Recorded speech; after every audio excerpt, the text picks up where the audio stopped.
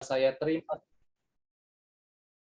Ya, bukunya sudah saya terima dan sebuah buku yang bagus sekali. Kita akan mendengarkan banyak mengenai buku ini ya, dengan penulisnya sendiri, Tina. Dan juga sebelumnya kita juga nanti ada sesi untuk mendengarkan beberapa hal dari Dr. Hendra Ahmadi ya.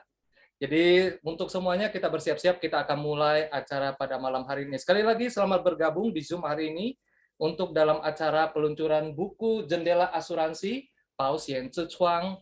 Dan malam ini sekali lagi saya Edo mengundang Anda dan mengucapkan terima kasih untuk kehadiran Anda. Baik, kita akan segera memulai acara peluncuran buku pada malam hari ini. Kesempatan pertama kita akan mendengarkan beberapa hal dari Dr. Hendra Ahmadi. Benar ya Pak ya? Ya, oke. Ya, saya perkenalkan dulu ya profil dari Dr. Hendra Ahmadi ya. Nah, Dr. Hendra Ahmadi ini adalah seorang profesional financial advisor yang sekarang beliau menjabat sebagai Presiden Direktur PT Solusi Edukasi Asia dari tahun 2016 sampai sekarang, dan juga beliau menjabat sebagai Presiden Direktur PT Global Solusi Edukasi tahun 2020 sampai sekarang. Dan selain itu masih juga banyak jabatan yang beliau pegang saat ini, salah satunya Vice President Academic Certification Indonesian Marketing Association, dan banyak-banyak lagi.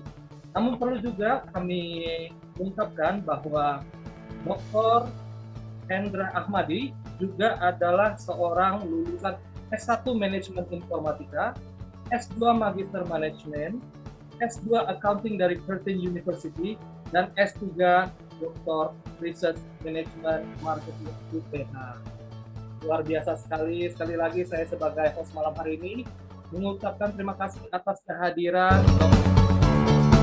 Ahmadi ya. Baik, untuk waktunya dan kesempatannya kami persilakan kepada Dr. Hendra Ahmadi. Oke, ya terima kasih Pak Edo. Ya, selamat Bu Tina atas peluncuran bukunya pada hari ini. Ya, mudah-mudahan bisa berguna bagi teman-teman dan masyarakat di asuransi di Indonesia gitu ya. Jadi di sekarang ini saya ingin menyampaikan beberapa hal yang saya sebut adalah sebagai 4 kecerdasan di dalam mengelola keuangan keluarga. Kenapa kita harus mempunyai kecerdasan supaya kita bisa menghadapi yang namanya badai. Nah, seperti kita ketahui Pak Jokowi mengatakan bahwa tahun 2023 itu gelap, istilahnya gitu kan. Nah, bagaimana gelapnya dan apa yang kita harus lakukan supaya kita bisa tetap survive, istilahnya gitu kan. Karena kan nggak mungkin meskipun situasi gelap atau terang segala macam kan tetap kita harus survive, istilah gitu. Nah, untuk masing-masing dari kita ada yang sebagai karyawan atau misalnya berusaha sendiri, tetap kita kan pengen bahwa kita mempunyai keluarga yang sehat secara fisik maupun sehat secara keuangan. Nah, yang paling penting sekarang adalah yang disebut dengan sehat secara keuangan. Karena banyak yang sakit secara keuangan, lebih banyak yang sakit secara keuangan daripada sakit secara fisik, ya kan? Nah, kemudian kalau kita lihat bahwa apa sih bahaya yang mengintai yang kita harus waspadai sekarang? Yang pertama adalah gaya hidup mahal. Ya, seperti kita ketahui sekarang dengan majunya teknologi yang ada sekarang itu adalah sangat memungkinkan orang dengan sangat mudah belanja, ya kan? Jadi kalau dulu dikatakan bahwa lidah kita atau bibir kita merupakan macanmu, sekarang adalah jari kita atau jempol kita itu macannya kita, istilahnya gitu kan. Kita tinggal ngeklik itu istilahnya barang datang, ya kan, bisa juga mobil bisa datang istilah gitu ya, gaya hidup mahal. Nah, yang kedua adalah impulsif dan konsumtif buying. Nah, ini yang paling penting yang seringkali dirasakan oleh keluarga bahwa secara tidak sadar bahwa dengan adanya promo-promo yang ada di dalam e-commerce sekarang ini yang ada promo tanggal 25, ada yang promo 11 misalnya gitu kan. Nah, itu adalah menyebabkan kita terdorong untuk membeli sesuatu yang sifatnya adalah mendadak tanpa ada perencanaan. Makanya disebut dengan impulsif dan juga sifatnya konsumtif. Apa itu konsumtif? Konsumtif itu artinya adalah sesuatu yang kita beli tetapi kita tidak mempunyai nilai tambah. Barang yang kita beli itu pada waktu misalnya kita beli misal 1 juta, pada waktu kita jual itu tidak ada harganya, itu namanya konsumtif, ya kan? Nah, kalau kita membeli sesuatu tetapi nantinya bisa dijual kembali dengan harga yang lebih tinggi, itu bukan konsumtif, ya kan? Nah, berikutnya adalah mudah berhutang. Nah, ini gara-gara 1 dan 2, akibatnya yang ketiga. Akibatnya adalah dengan sekarang adanya fintech, itu adalah apa? Saya tidak menyalahkan fintechnya ya, karena fintech itu di satu sisi juga bagus. Kenapa? Karena fintech itu adalah mendorong ekonomi, ya kan? Karena artinya adalah untuk orang-orang atau UKM yang tidak bisa untuk meminjam uang dari bank, itu dibantu dengan fintech. Itu bisa apa namanya sehingga ekonomi bisa lebih berkembang, istilahnya kayak begitu. Itu bagus, tetapi ada efeknya. Efeknya bagi orang-orang yang melakukan gaya hidup yang mewah dan juga adalah impulsif buying. Ini yang akan mengakibatkan istilahnya mereka itu akan sangat mudah berhutang. Nah, karena mereka sangat mudah berhutang, akibatnya adalah yang menjadi masalah itu adalah hutang semakin banyak, itu adalah harus dibayar. Nggak bisa gitu saja, gitu ya. Kemudian yang berikutnya adalah tidak melakukan perencanaan keuangan. Ini yang paling banyak dilakukan oleh keluarga juga sama, itu tidak melakukan perencanaan keuangan dan tidak memikirkan masa depan, ya. Jadi apa namanya cuman berpikirnya ya sudah pokoknya kita lewatin day by day, istilahnya satu hari lewat ya baguslah. Itu adalah satu hari demi satu hari. Kemudian berikutnya adalah tidak menabung. Ini adalah yang berikutnya. Nah, tidak berinvestasi, ya kan? Jadi ini adalah merupakan masalah-masalah dan bahaya-bahaya di dalam keuangan keluarga yang menghantui sekarang ini, ya. Kemudian kecerdasan yang pertama tadi saya bilang, ya kan? Bagaimana supaya kita bisa survive, ya kan, menghadapi krisis zaman sekarang ini. Kecerdasan pertama itu adalah kita harus memiliki gaya hidup yang lebih rendah daripada pendapatan kita, ya kan? Makanya saya dibilang bahwa sebenarnya hidup itu murah, yang mahal itu gayanya, istilahnya gitu. Jadi artinya adalah kita mesti harus berusaha supaya gaya hidup kita itu adalah lebih rendah daripada pendapatan kita, ya kan? Karena kalau misalnya kayak makanan aja, kita makan di mana aja bisa, ya kan? Makanan yang murah di warteg juga bisa sebenarnya makan gitu kan. Makan nasi goreng yang murah misalnya cuma 18.000, 20.000 bisa istilahnya gitu. Tetapi kalau udah masuk di hotel mungkin bisa 300.000 nasi goreng yang sama istilahnya gitu kan. Jadi itu adalah gaya hidup yang harus lebih rendah daripada pendapatan ya. Berikutnya adalah nah ini kita ngomongin resiko ya. Kenapa? Ini adalah siklus daripada hidup seseorang.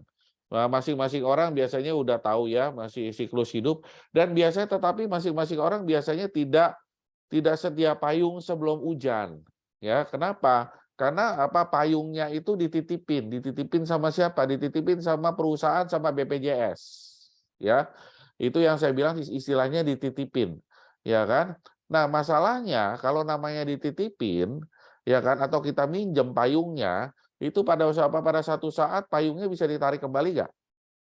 Bisa, ya kan? Misalnya contoh, kalau Bapak Ibu bekerja di satu perusahaan, kemudian udah gitu di cover misalnya untuk kesehatan, ya kan? Setahunnya 150 juta, 200 juta bisa untuk anak istri misalnya kayak begitu.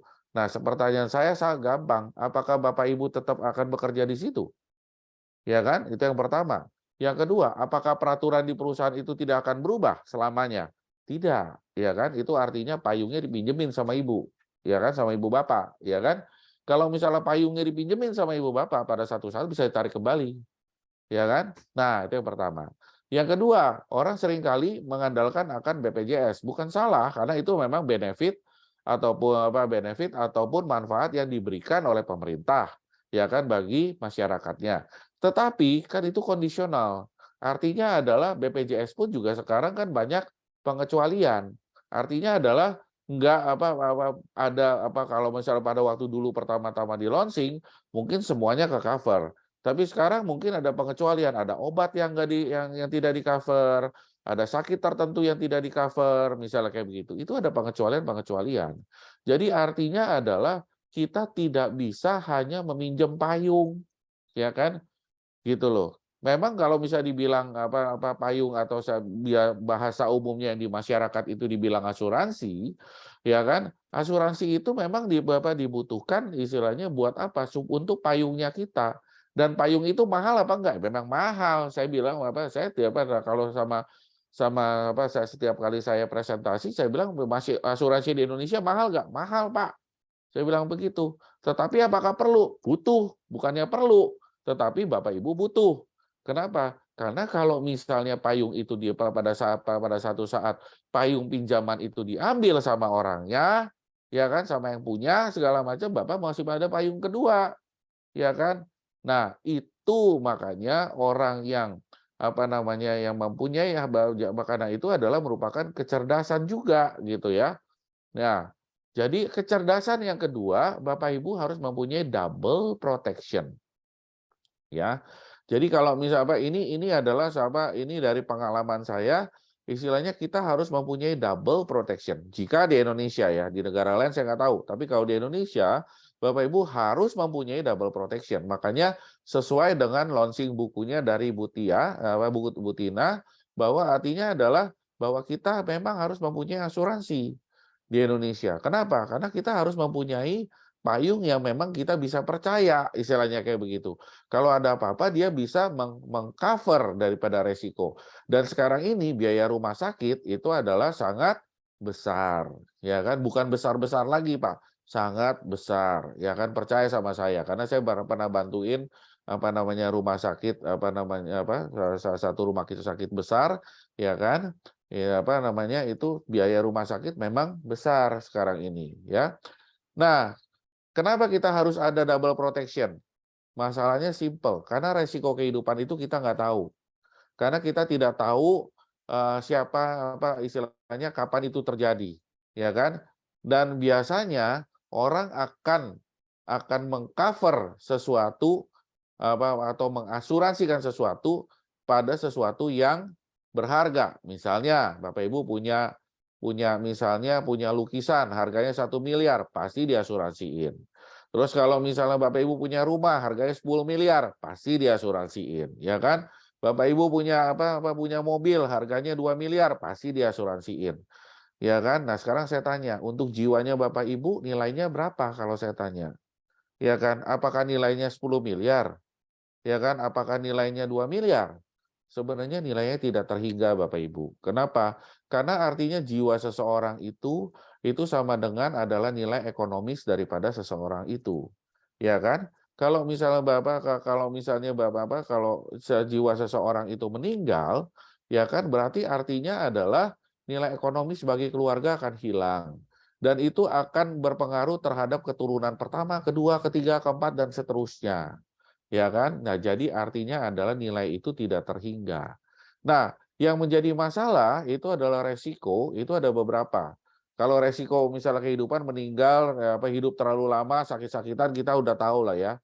Nah, yang menjadi masalah ini yang paling banyak di Indonesia itu adalah resiko depresiasi, nilai uang, resiko uangnya hilang, salah investasi. Yang paling banyak ini, gak ada duitnya, istilahnya gitu, dan tidak menabung. Ya kan? Ya itu lebih parah daripada resiko yang lain-lain, ya kan? Kenapa? Udah nggak ada duitnya, nggak nabung, nggak punya asuransi. Itu mah istilahnya sama aja kalau misalnya orang udah jatuh ketiban tangga, misalnya kayak gitu. Ya kan? Nah, itu yang terjadi. Jadi jangan sampai terjadi seperti itu, ya kan? Karena apa? Karena namanya orang sakit atau kita sakit itu nggak ada yang planningin. Ya kan? Kita nggak tahu kapan kita sehat dan kapan kita sakit. Kita maunya sehat terus. Sampai umur 90-100 tahun kita maunya sehat terus. Tetapi artinya adalah umur kita nggak ada yang tahu. Memang umur Tuhan yang pegang. Tetapi keluarga kita tanggung jawab kita, bukan tanggung jawab Tuhan juga, istilahnya kayak begitu. Ya kan? Nah, itu makanya kita perlu asuransi. Ya. Nah, berikutnya adalah untuk pensiun. Ya, ini pensiun juga sama. Ya kan? Banyak eksekutif muda di Indonesia itu adalah 80% tidak siap pensiun. Jangan hanya eksekutif muda, eksekutif tua juga nggak siap pensiun. Dan dari survei di Jakarta mengatakan bahwa seseorang itu jika dia berhenti selama 3 bulan akan menjadi bangkrut. Kenapa? Karena kebanyakan seluruh biayanya dia dibiayain oleh hutang, ya kan? Bukan oleh bukan oleh apa namanya aset, tetapi dibiayain oleh hutang. Itu yang terjadi, ya kan? Jadi artinya adalah kita harus mempunyai kebiasaan untuk menabung. Memang susah, ya kan? Maka dari itu kalau misalnya Bapak Ibu ingin memperdalam bagaimana mengelola keuangan dan bagaimana meningkatkan wealth, itu ada Bapak Ibu bisa mengikuti kelas CFP atau Certified Financial Planner, ya kan? Supaya Bapak Ibu bisa nantinya keluar dari situ bukan hanya bisa meningkatkan wealth-nya Bapak Ibu, ya. Nah, berikutnya kita bekerja mungkin ya 30 tahun dari umur 25 sampai umur 75. Ya kan, umur 55 banyak yang sudah dipensiunkan. Bahkan banyak juga teman-teman saya juga yang sebelum umur 55 banyak yang sudah dipensiunkan. Ya kan? Nah, kalau misalnya sudah dipensiunkan, orang seringkali berpikir bahwa mereka akan bisa bekerja sampai usia 75. Dianya berpikir bisa bekerja, tetapi perusahaan yang meng-hire dia kagak mau dia bekerja sampai usia 75. Kenapa? Karena kalau perusahaan yang meng-hire dia sampai 75 banyak sakitnya, istilahnya kayak gitu kan. Makanya perusahaan tersebut itu adalah membatasi umur seseorang. Ya. Jadi berikutnya apa? Yang menjadi penting di sini adalah bukan kadang-kadang seringkali orang lupa. Lupanya begini, kan saya jago nyari duit, ya kan? Saya bisa cari duit banyak, istilah gitu. Yang menjadi masalah, yang menjadi kunci bahwa kita bisa naik tingkat wealth-nya kita atau tingkat kekayaan kita, itu bukan dari berapa besarnya income yang kita bisa cari, tetapi berapa besar yang bisa kita tabung, ya kan? Nah, itu adalah yang paling penting. Mike Tyson misalnya kayak gini ya. Mike Tyson apakah kurang ini dia? Kurang dapat uang pada waktu dia bertinju, dia udah menghasilkan 300 juta dolar dan pada waktu dia bangkrut dia tinggal 3 juta dolar dan terakhir saya dengar dia bahkan berhutang. Masih ada hutang 500 miliar. Jadi Bapak Ibu bayangkan, apakah dia kurang jago menghasilkan uang? Ya kan? Tetapi dia tidak pandai untuk mengelola keuangannya dia. Ya, Lady Diana, ya kan? Seperti kita tahu bahwa dia mewariskan 21 juta pound sterling. Tetapi dia kurang merencanakan yang namanya pajak, ya kan? Kalau di luar negeri ada pajak waris, di Indonesia belum ada pajak waris ya. Untung kita di Indonesia belum ada pajak waris, ya kan? Di luar negeri itu adalah ada pajak waris itu 40%. Jadi anak-anaknya hanya mendapatkan sekitar 14 juta pound sterling, ya kan? Sayang ya. Jadi artinya adalah kita menggunakan asuransi itu adalah bukan hanya nih, ingat kata saya, kita menggunakan asuransi yaitu adalah sekarang ini bukan hanya untuk jiwanya kita atau kesehatan loh, ya kan? Tetapi kita menggunakan asuransi untuk memanage apa? Asetnya kita, ya kan? Kalau Bapak Ibu pinter di dalam mengelola aset, Bapak Ibu pasti menggunakan asuransi itu untuk memanage asetnya kita. Kenapa? Karena itu adalah merupakan satu keharusan dan itu the smart way-nya, istilahnya gitu ya. Kemudian medical bill tadi saya udah cerita, biaya kuliah. Ini biaya kuliah ini penting banget, ya kan? Karena saya juga di sektor pendidikan, jadi saya tahu, ya kan, biaya kuliah sekarang rata-rata untuk universitas swasta di Indonesia, rata-rata S1 sekitar 220 juta. S2 itu hampir 200 juta, S3 300 juta. Jadi artinya adalah, itu belum kedokteran ya. Kalau Bapak Ibu di kedokteran, sekarang ini kalau Bapak Ibu tahun ini mendaftar di kedokteran, sekitar 800 juta sampai 1 miliar. Itu biaya kuliahnya doang, ya kan? Jadi artinya adalah jangan heran nanti anak-anak Bapak Ibu nanti 8 tahun yang akan datang, 10 tahun yang akan datang biaya kuliah akan menjadi 800 juta di Indonesia. Ya kan? Jadi apa yang terjadi? Ya artinya adalah ya orang-orang itu harus Bapak Ibu sekarang yang masih muda-muda, yang masih punya anak kecil-kecil itu harus siap-siap untuk menyiapkan dana segitu besar istilahnya kayak gitu. Ya kan? Tanpa perencanaan keuangan yang baik dan tanpa belajar bagaimana bukan hanya mengelola tetapi menciptakan wealth dan juga mengelola wealth tersebut, saya berani jamin nggak bakalan survive pada waktu itu. Karena biaya pendidikan di Indonesia bukan mahal, mahal istilahnya kayak gitu ya. Ini terjadi karena juga saya di pendidikan, saya tahu untuk apa namanya, detail berapa untuk masing-masingnya, ya kan. Oke, kemudian udah dari survei LIMRA di Indonesia mengatakan dari 100 orang yang disurvei, yang kaya cuma satu, Pak. Yang 4 orang tergantung secara finansial, tetap bekerja 5 orang, 12 orang bangkrut, 29 orang meninggal dunia, 49 bekerja bergantung sama orang lain. Nah, ini yang banyak di Indonesia, ya kan? Karena nanti kalau misalnya nanti kalau udah tua nanti bergantung sama siapa? Lah, saya bergantung sama anak saya yang pertama.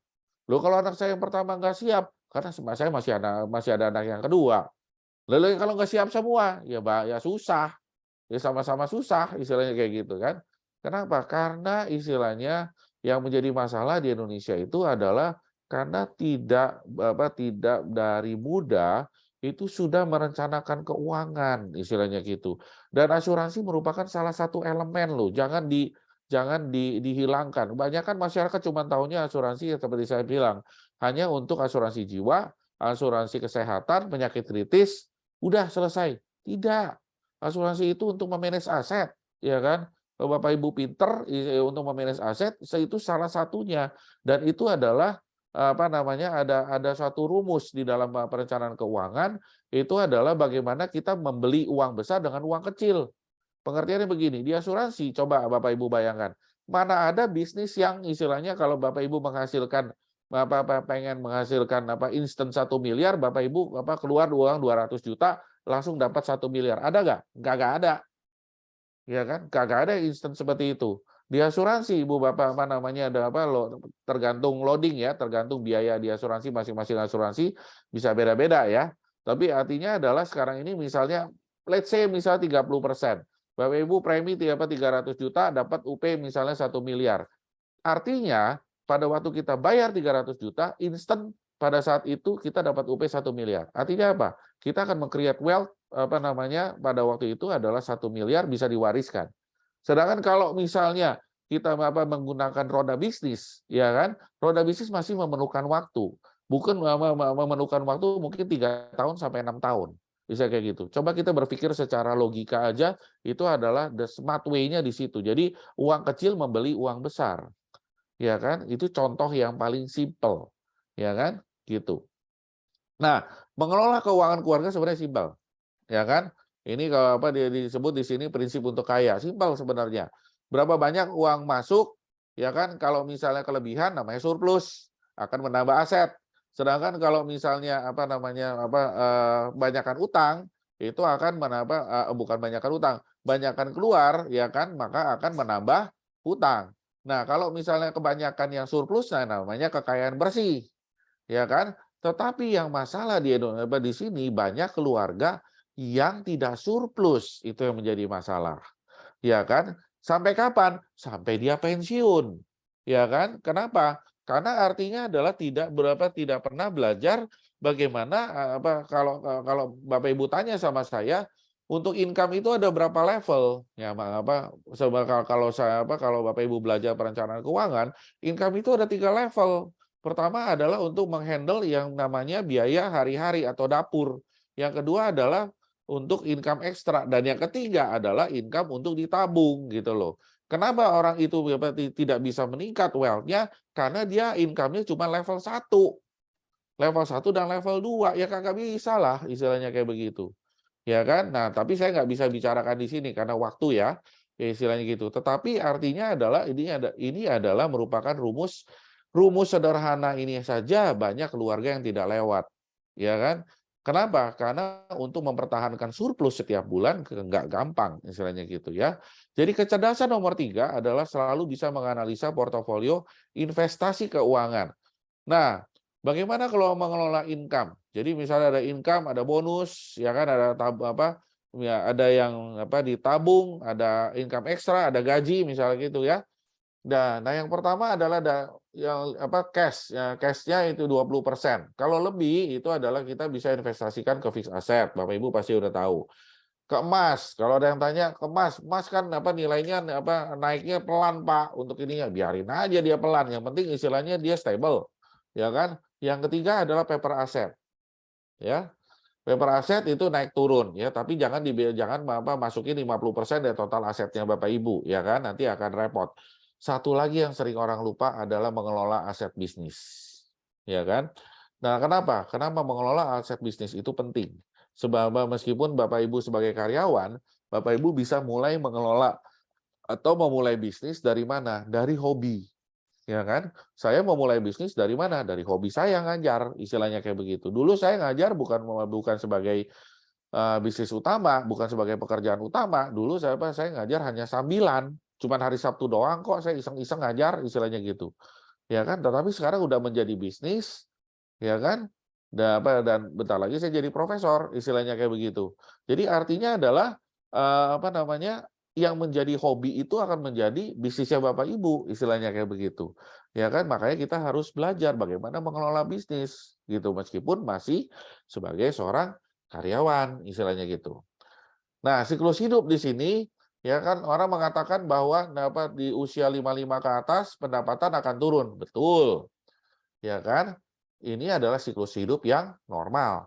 Tetapi kalau misalnya pendapatan ini akan turun, apakah bisa supaya naik terus? Bisa. Kalau Bapak Ibu sudah memiliki bisnis, ya kan? Saya membangun usaha pertama kali itu tahun umur saya 46. Saya tidak membangun usaha dari umur 20, tapi saya baru membangun usaha tahun umur 46. Jadi setelah beberapa tahun, setelah 6 tahun usaha saya jalanin pelan-pelan, istilahnya kayak begitu, sekarang sudah menghasilkan. Dan sekarang ini sudah apa namanya, ya artinya sudah mulai terbang dia, istilahnya kayak gitu.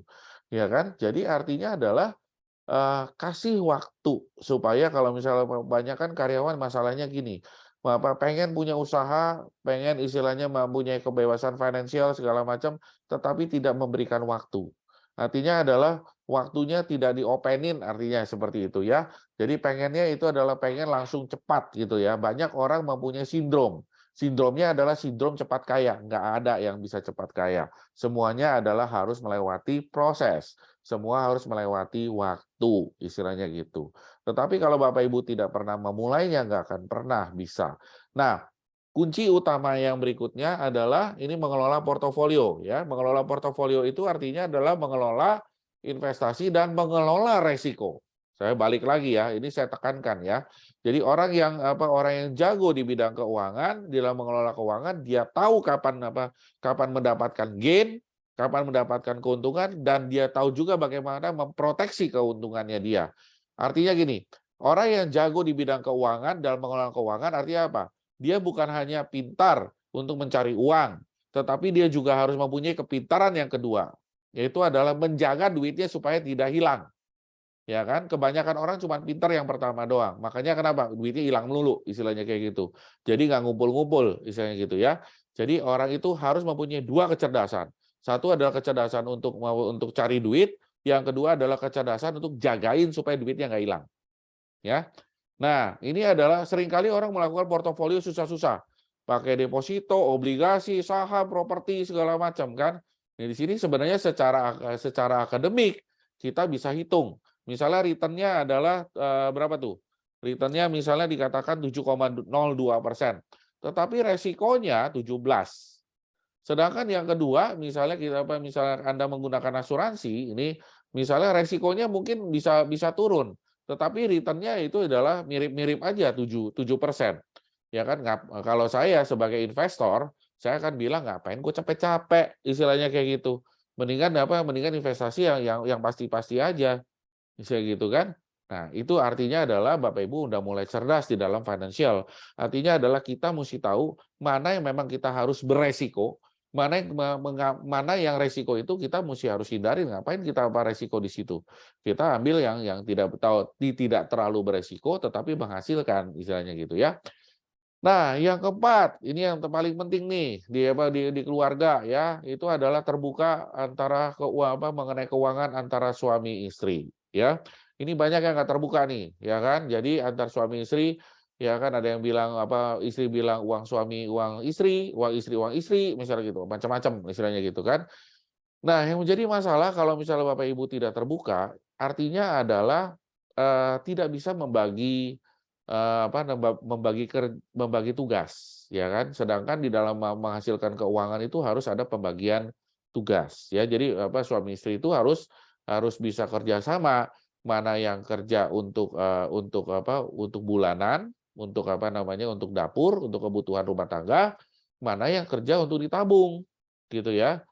Gitu. Jadi harus ada kerjasama. Ya kalau kalau nggak tahu satu sama lain, masalahnya akibatnya apa? Ya akibatnya bisa nantinya ya artinya adalah yang ada juga yang kerjasama begini, ada yang suaminya ngumpulin istrinya yang ngebuangin, ada juga yang istrinya ngumpulin suaminya yang ngebuangin. Itu juga kerjasama juga istilahnya kayak gitu. Cuman dua-duanya menghasilkan zero sum game artinya kayak gitu. Artinya apa? Yang satu ngumpulin, yang satu ngabisin istilahnya gitu. Sama-sama kerjasama istilahnya gitu ya. Jadi jangan seperti itu ya.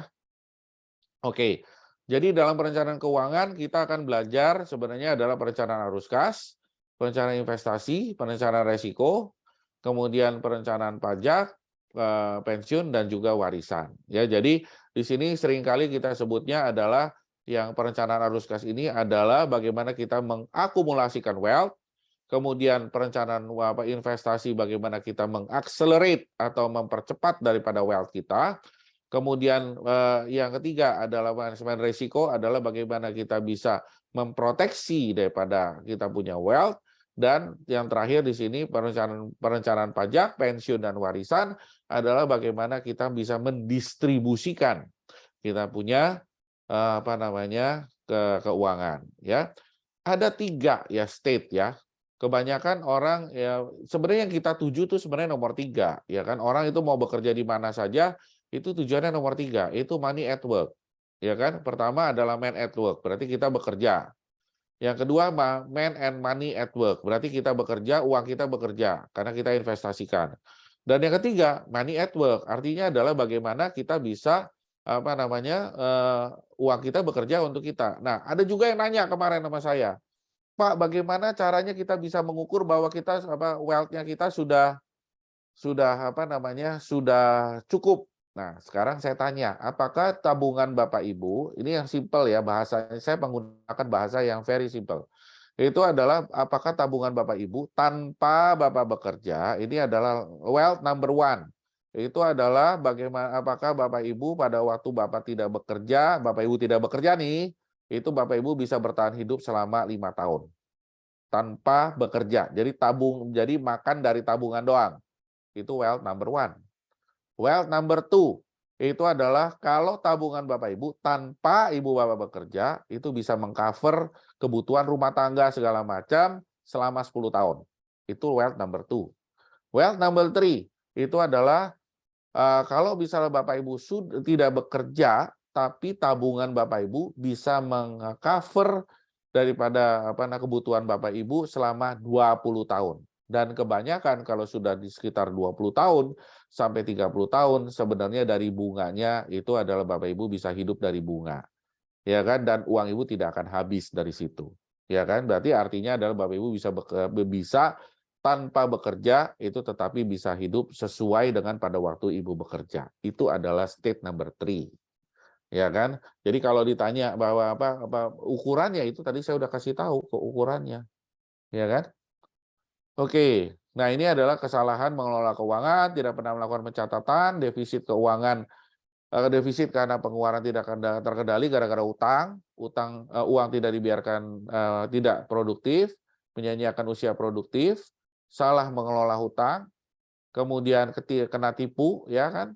Kemudian tertipu investasi bodong, ini banyak banget ya, udah tahu investasi bodong, udah tahu returnnya itu terlalu too good to be true, tapi tetap aja diikutin, istilah kayak gitu. Sama tidak punya asuransi ini ya, tidak punya asuransi bisa bangkrut, ya kan? Itu terjadi ya.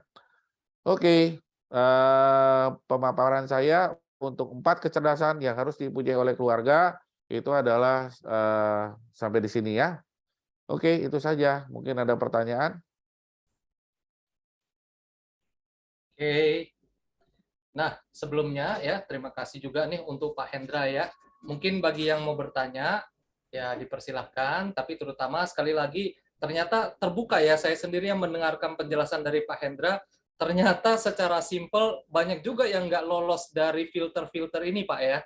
Ya, Iya, Pak. karena wealth number one, number two, number three ya bisa mengcover 20 sampai 30 tahun.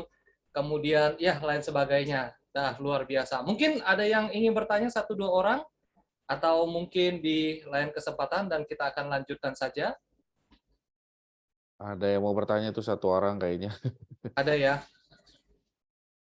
Bisa dibuka mic-nya.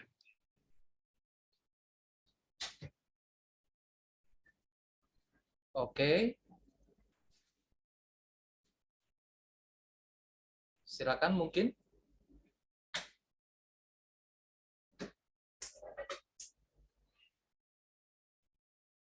Halo. Dengan Mediana ya, silakan Mediana mungkin.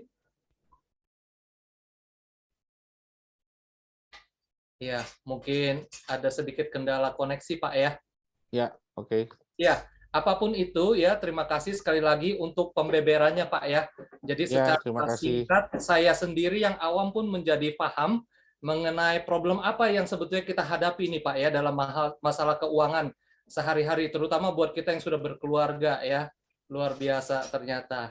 Baik, mungkin untuk lain kesempatan bisa ditanyakan langsung ke Pak Hendra ya. Sekali lagi terima kasih Pak Hendra untuk penjelasannya malam hari ini. Semoga juga membuka pemikiran untuk teman-teman yang mendengarkan ya. Oke, terima Sekali kasih, lagi Pak. terima kasih Pak Hendra.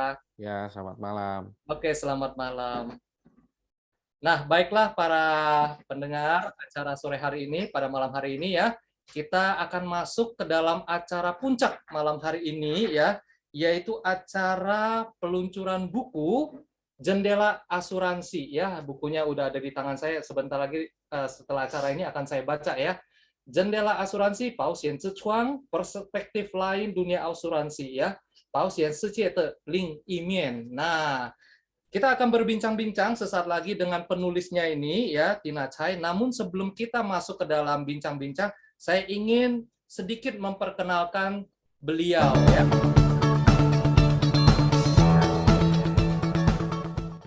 Nah, dari yang saya pahami, Tina Chai ini adalah, dari saya baca profilnya, adalah seorang yang energik ya, yang mandiri dan memiliki semangat ingin membantu ya, dengan segala daya upayanya dia, dan pada malam hari ini terrealisasi dengan cara meluncurkan buku pertamanya. Nah, saya bacakan sedikit ya tentang Tina Chai.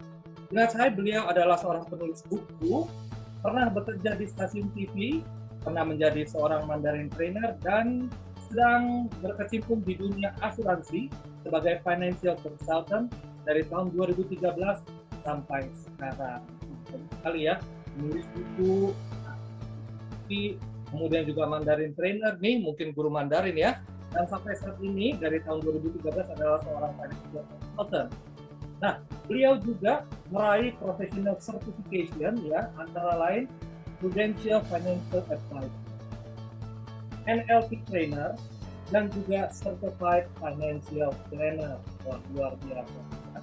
Jadi banyak sekali juga selain tadi sertifikasi profesional, dia juga mencapai achievement ya, yang sangat banyak dalam karir dia sebagai seorang Mandarin trainer dan sebagai financial planner di perusahaan. Nah, secara perlahan ya teman-teman yang pada hari ini hadir dalam acara hari ini bisa membaca, melihat sendiri achievement dari seorang Tina Chai ya.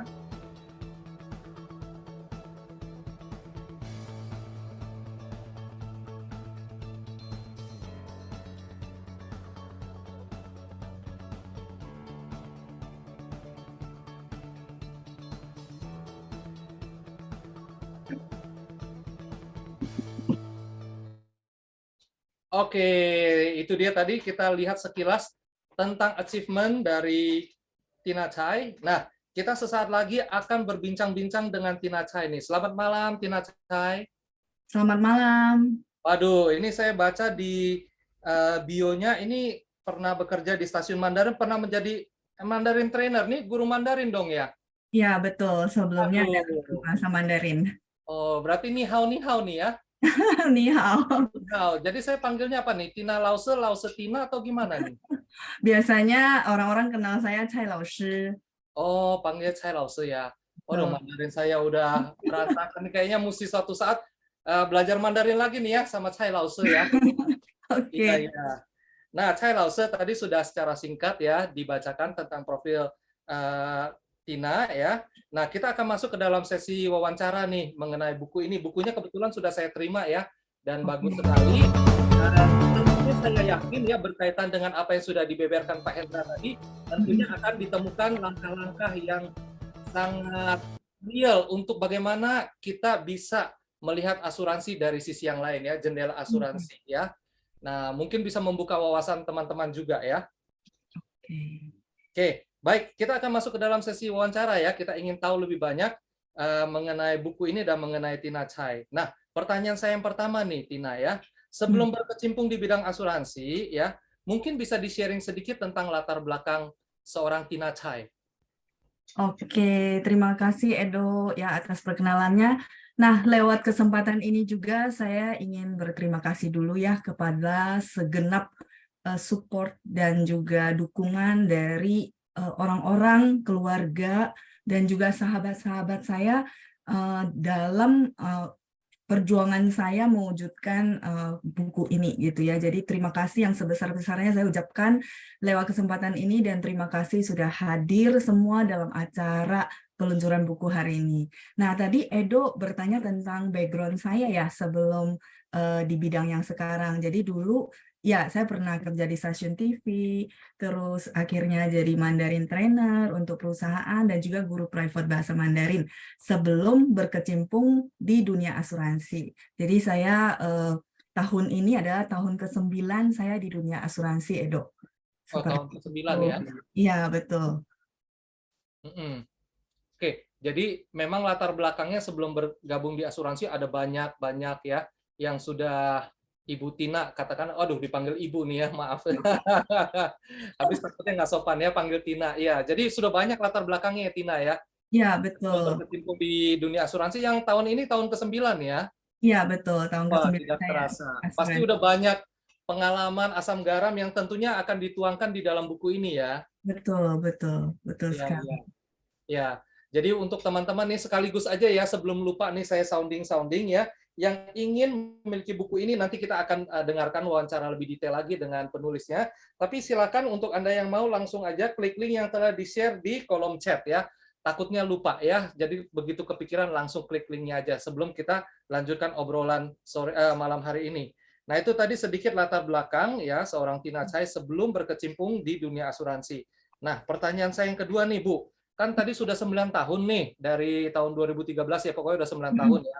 Itu kan pasti sudah mengurus ratusan nasabah dengan sejumlah prestasi yang udah diraih di perusahaan asuransi. Betul Bu ya? Betul. Nah, dengan sedemikian sibuknya Bu, kok masih punya waktu, masih sempat menuliskan buku ini nih ya, buku yang bagus ini. Kira-kira dorongan atau motivasinya ini apa nih, Tina?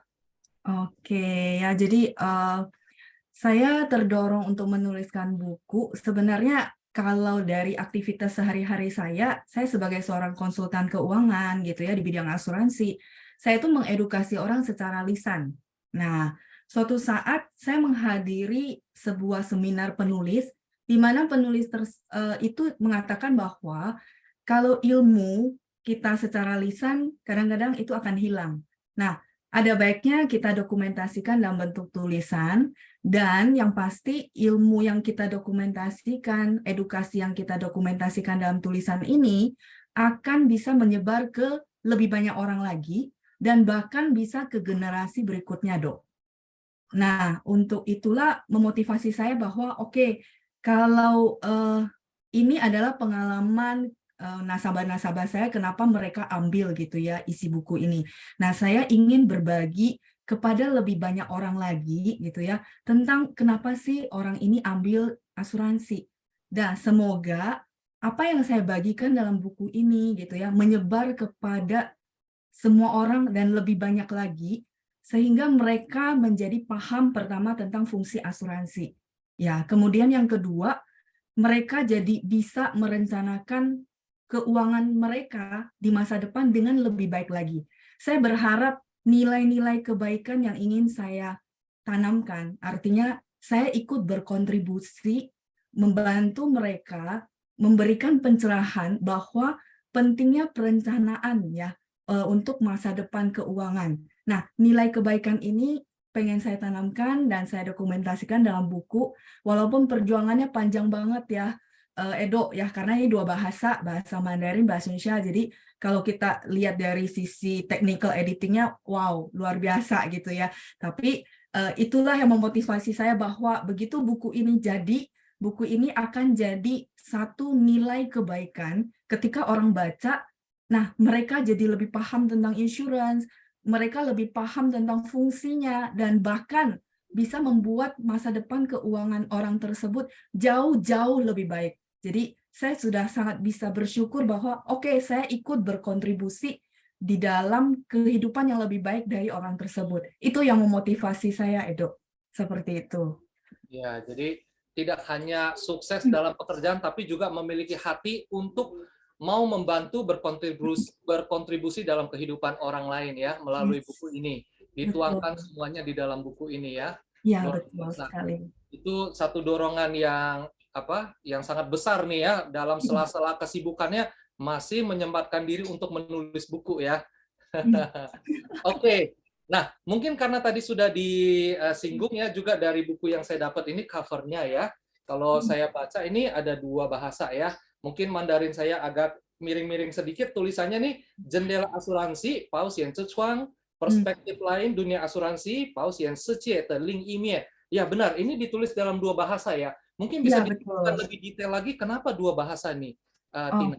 Oke, baik ya. Kalau tadi sedikit pemaparan tentang background saya, sebenarnya teman-teman mungkin bisa nebak gitu ya. Saya benar passion banget sama bahasa Mandarin, Dok. Jadi terdorong untuk dua bahasa. Pertama, bahasa Mandarin memang saya hobi banget gitu ya. Jadi saya pikir saya menjalankan hobi saya. Terus hobi ini pastinya bermanfaat untuk orang banyak. Mungkin tadi sedikit motivasi saya kenapa saya mau menuliskan buku ini. Nah, kemudian hal yang kedua gitu ya. Pertama, saya menjalankan hobi saya berharap tetap bisa berkarya dalam bahasa Mandarin. Kemudian yang kedua, sebenarnya saya melihat ada persamaan gitu ya antara Mandarin dan asuransi. Nah, Mandarin kalau misalnya Edo mungkin dulu pernah belajar gitu ya. Sebelum belajar kira-kira perspektifnya apa? Pasti merasa, aduh, Mandarin tuh sulit ya. Betul. Ya, sulit, terus nada, belum lagi tulisan huruf Mandarinnya kayaknya enggak deh. Kayaknya bukan pilihan banget gitu ya.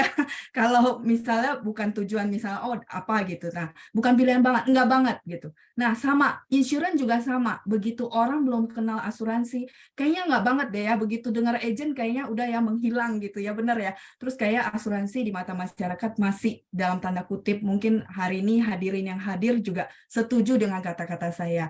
Nah, berarti mereka berangkatnya sama nih, sama-sama mungkin orang punya perspektif yang, aduh kayaknya nggak banget. Nah, tapi bahasa Mandarin, bagi yang hari ini hadir gitu ya, mungkin boleh menjawab dalam hati karena memang kita nggak interaktif. Nah, benar nggak sih setelah Mandarin itu dikenalin, terus dikenalkan sama orang-orang benar-benar profesional yang bisa menjiwai, menjelaskan bahwa terutama huruf bahasa Mandarin itu dari kanjinya ada filosofinya gitu ya. Terus ternyata nada itu maksudnya nggak sesulit yang dibayangkan. Artinya ada cara loh ya untuk bagaimana menguasai bahasa Mandarin. Akhirnya perspektif yang tadinya aduh nggak banget jadinya kecantol. Bener nggak dong? Gitu ya. Kalau ini testimoni yang saya dapatin gitu ya dari murid-murid yang pernah belajar. Dan saya happy banget, berarti ada perubahan perilaku. Berarti edukasi saya berhasil gitu ya. Nah, sama di insurance juga pertama kali waktu saya jalanin bidang ini, orang bilang, aduh nggak banget, kok kamu S2 milihnya bidang ini gitu ya.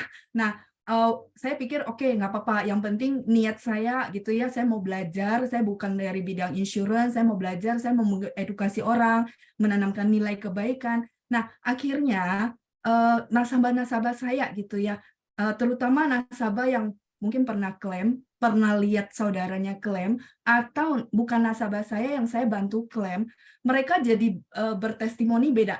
Yang tadinya, aduh asuransi nggak banget deh, jangan bahas sama saya, jadinya berubah perspektif, berubah perilaku, jadi iya ya, kayaknya perlu banget ya ada asuransi. Kayaknya zaman sekarang kalau nggak ada asuransi itu pusing ya, kayaknya